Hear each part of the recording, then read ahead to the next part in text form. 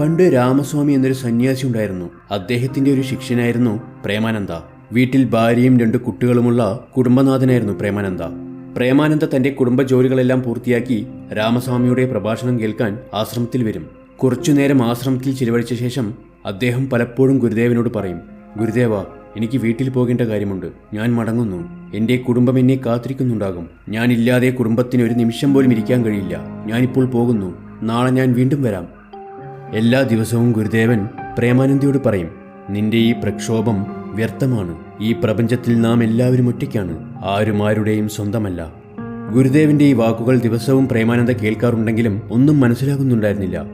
ഒരു ദിവസം പ്രേമാനന്ദ വൈകുന്നേരം ആശ്രമത്തിൽ നിന്ന് മടങ്ങുമ്പോൾ ഗുരുദേവൻ അതേ കാര്യം പറഞ്ഞു.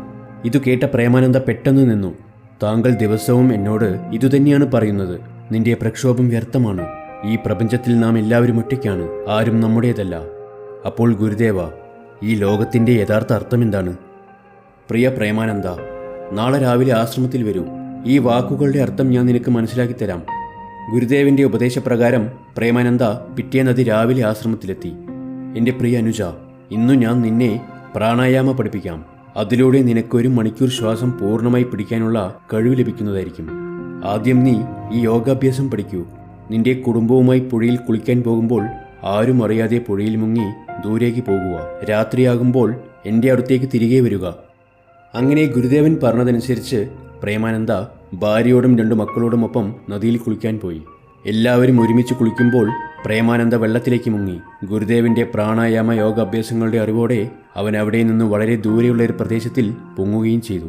ഇതിനിടയിൽ ഭാര്യയും കുട്ടികളും കരയാൻ തുടങ്ങിയതോടെ അവിടുത്തെ ഗ്രാമവാസികൾ പ്രേമാനന്ദയെ കണ്ടെത്താനുള്ള നെട്ടോട്ടത്തിലായി.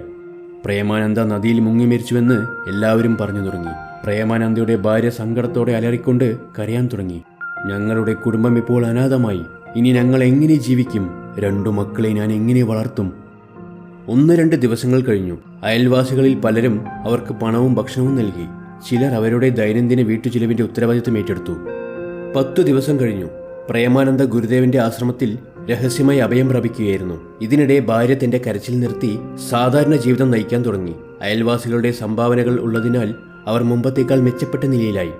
11 ദിവസങ്ങൾക്ക് ശേഷം ഒരു വൈകുന്നേരം ഗുരുദേവൻ പ്രേമാനന്ദയോട് പറഞ്ഞു, പ്രിയ അനുജ, ഇപ്പോൾ നീ വീട്ടിലേക്ക് മടങ്ങുക. തന്റെ പ്രിയപ്പെട്ട ഭാര്യയെയും മക്കളെയും കാണാതെ 11 ദിവസമായി. വീട്ടിലേക്ക് മടങ്ങാനുള്ള പ്രേമാനന്ദയുടെ ഉത്കണ്ഠ വർദ്ധിച്ചു.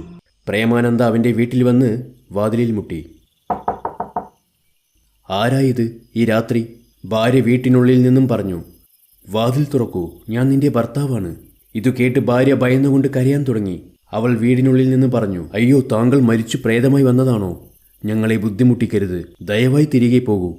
പ്രേമാനന്ദ ആശ്ചര്യപ്പെട്ടു പറഞ്ഞു, ഹേയ്, ഞാൻ മരിച്ചിട്ടില്ല, ഞാൻ ജീവിച്ചിരിക്കുന്നു, വാതിൽ തുറക്കൂ. ഭാര്യ പറഞ്ഞു, ഞങ്ങളെ പേടിപ്പിക്കരുത്. നിങ്ങളെ കാണുമ്പോൾ കുട്ടികൾ ഭയന്നു പോകും, ദയവായി തിരിച്ചു പോകൂ.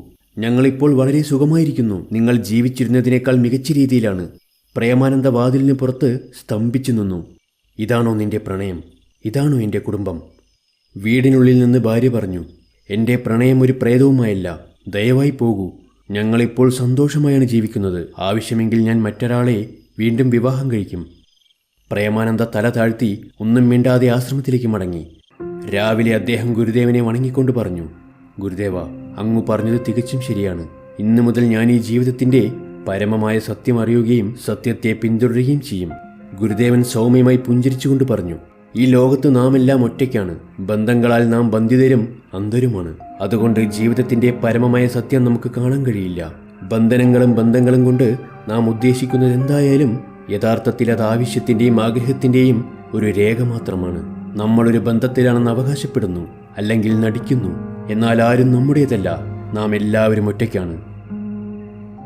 ഈ കഥയിൽ നിങ്ങൾ ആരെയും സ്നേഹിക്കരുത്, ഇഷ്ടപ്പെടരുത് എന്നല്ല പറയുന്നത്. സ്വയം മറന്ന ആരെയും അമിതമായി സ്നേഹിക്കരുത് എന്ന് മാത്രമാണ് ഉദ്ദേശിച്ചത്. അമിതമായ അറ്റാച്ച്മെന്റ്, അത് ഒഴിവാക്കാൻ ശ്രമിക്കുക. അല്ലെങ്കിൽ നിങ്ങൾ ദുഃഖിക്കേണ്ടി വരും.